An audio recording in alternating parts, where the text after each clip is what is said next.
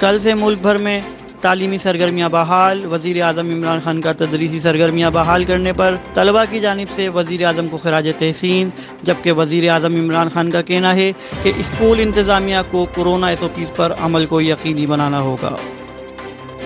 Karachi press club میں نظریات worker کا احتجاج 70 دن سے جاری۔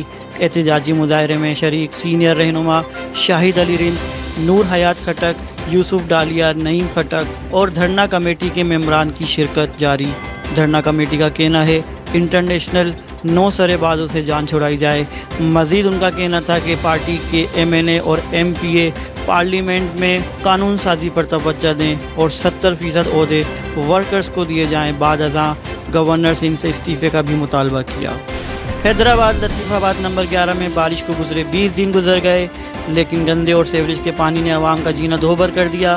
اسکرین پر صاف دیکھا جا سکتا ہے کہ میت والے گھر کے چاروں طرف گلیوں میں گندا پانی ہونے کی وجہ سے میت کو لانے لے جانے کے لیے انتہائی دشواری کا سامنا ہے۔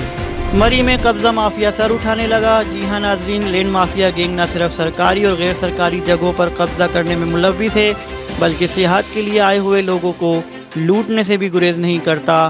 عابد چھوٹو نامی گینگ نے پچھلے دنوں مری ایکسپریس سے متصل زیر تعمیر مسجد پر حملہ کیا اور امام، مؤذن سمیت نمازیوں کو نہ صرف زد و کوب کیا بلکہ مارا بھی۔ امام سمیت نمازیوں کا اعلیٰ حکام سے نوٹس لینے کا مطالبہ۔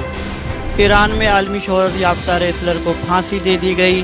برطانوی خبر رساں ادارے کے مطابق ایران میں بین الاقوامی تنظیموں کی جانب سے رحم کی اپیل کی گئی تھی، وہیں امریکی صدر ڈونلڈ ٹرمپ کی جانب سے بھی 27 سالہ نوجوان ریسلر کی زندگی کی اپیل کی گئی تھی۔ یاد رہے بین الاقوامی ریسلر نوید افکاری نے ایک سیکیورٹی گارڈ کو قتل کیا تھا۔